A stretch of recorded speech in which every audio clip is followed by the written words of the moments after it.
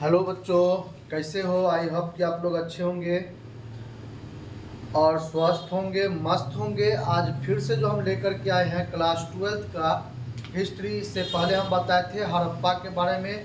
हड़प्पा का उत्खनन कैसे हुआ था, हड़प्पा का खोज किसने किया था, कब किया था, हड़प्पा का पतन कैसे हुआ था, ये सब हम आपको बताए थे। उसके बाद हम बताए थे मोहनजोदड़ो के बारे में कि मोहनजोदड़ो का खोज कब किया था, किसने किया था, और वो जो उत्खनन हुआ था वो वर्तमान में हड़प्पा मोहनजोदड़ो कहाँ है और किस जिला में है और किस नदी के तट पर है, ये सब हम बताए थे। आज का टॉपिक है आपका कालीबंगन। आज का टॉपिक क्या है? कालीबंगन। आज पढ़ेंगे हम कालीबंगन के बारे में, जो क्लास 10th के लिए वेरी इंपॉर्टेंट टॉपिक है।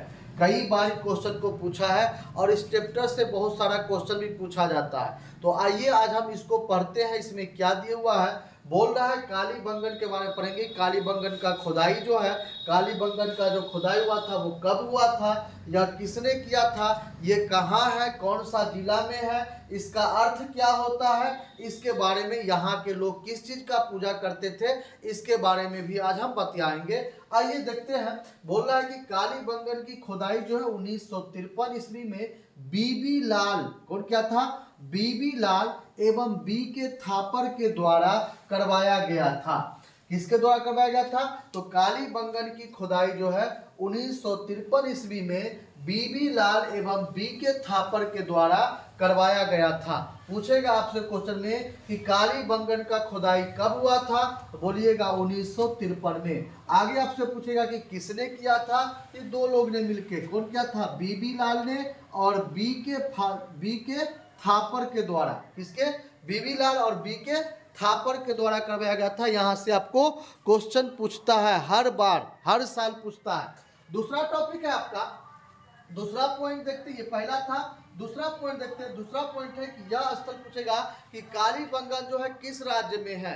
याद रखिएगा, कालीबंगन आपका जो राजस्थान में है। कहाँ है? राजस्थान में। पूछेगा कौन सा जिला में है? हनुमानगढ़ जिला में। कौन सा जिला में? हनुमानगढ़ जिला में है। कौन से नदी के तट पर है? तो घग्गर नदी के तट पर है। कौन सा नदी के तट पर बसा हुआ है? घग्गर नदी के तट पर। आइए देखते हैं। बोल रहा है कि यह स्थल जो है राजस्थान का, कुछ बताया ना अभी, यह जो है कहाँ है, कौन सा राज्य में है? राजस्थान में। राजस्थान का हनुमानगढ़ जिले में। कहाँ है? हनुमानगढ़ जिले में घग्गर नदी के तट पर। किस नदी के?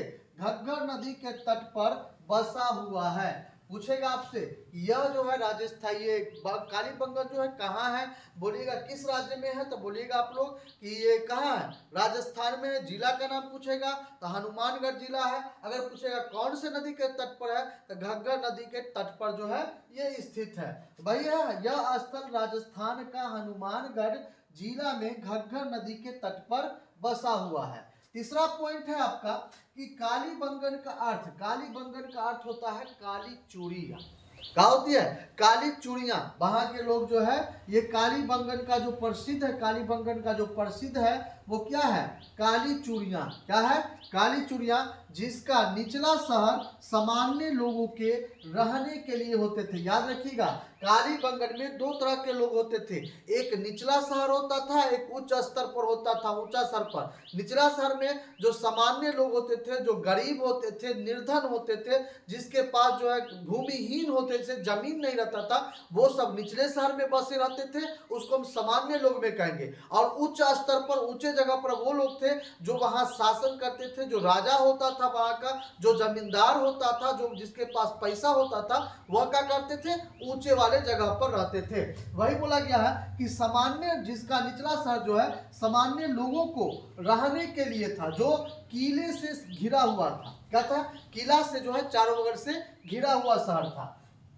आगे है, यहां से अग्नि कुंड भी प्राप्त हुआ। पूछेगा कालीबंगन से क्या प्राप्त हुआ? यहां से जो है अग्नि कुंड भी प्राप्त हुआ है। अगला पॉइंट है आपका पॉइंट नंबर 5 की कालीबंगन से पूर्व हड़प्पा स्तरों के खेत जोते जाने के और अग्नि पूजा के प्रथा प्रमाण मिले हैं। क्या मिले हैं? कालीबंगन से पूर्व हड़प्पा स्तरों के खेत जोते जाने के और अग्नि पूजा, देखिए यहाँ लिखा है ना, अग्नि पूजा के प्रथा के प्रमाण मिले हैं। ठीक ना, तो ये था आपका कालीबंगन। आज आपका कालीबंगन भी टॉपिक खत्म हो गया। वेरी इंपॉर्टेंट है, कई बार ये क्वेश्चन आपको जो एग्जाम में पूछा जाता है। इसके बाद अगला टॉपिक कल पढ़ेंगे। आज के लिए बस इतना ही, धन्यवाद।